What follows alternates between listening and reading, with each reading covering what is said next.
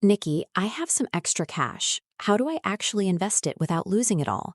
As a former financial advisor, this is the number one question beginners ask me. The real threat is a combination of inflation quietly eating your money and the confusing jargon manufactured by the financial industry to keep you paralyzed. Think of it like this. A Chipotle burrito that cost $6 a few years ago is suddenly $12 today.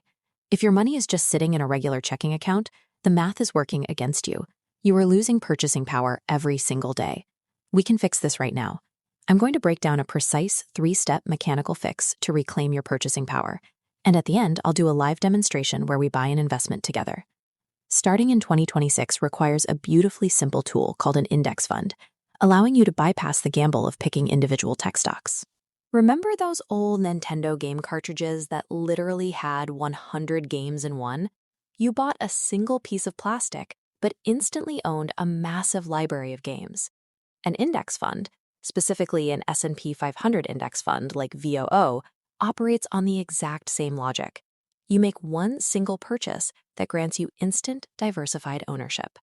Instead of guessing which individual company will survive the year, this cartridge automatically splits your money across the 500 biggest, most profitable companies in America. Wall Street charges massive fees for active money managers to constantly trade and swap individual stocks. Historical data shows that structural simplicity has a better track record than elite expert management. Buying and holding this collection of 500 companies consistently outperforms those expensive money managers.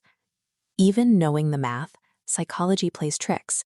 You look at the news, see a red chart, and fear buying at the worst possible moment.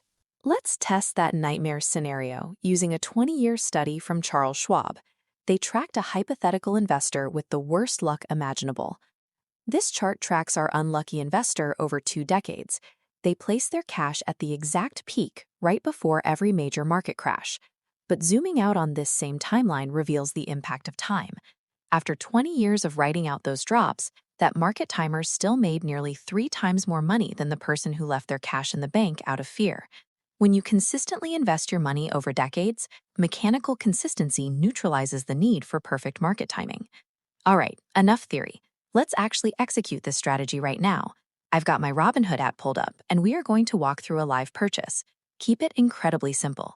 Once your account is funded, use the search function, type in the ticker symbol VOO, and hit buy. If you don't have enough for a whole share today, that is completely fine. You can switch the dropdown to buy in dollars and purchase a fractional share for as little as $10. We'll buy 1 full share today at the market price.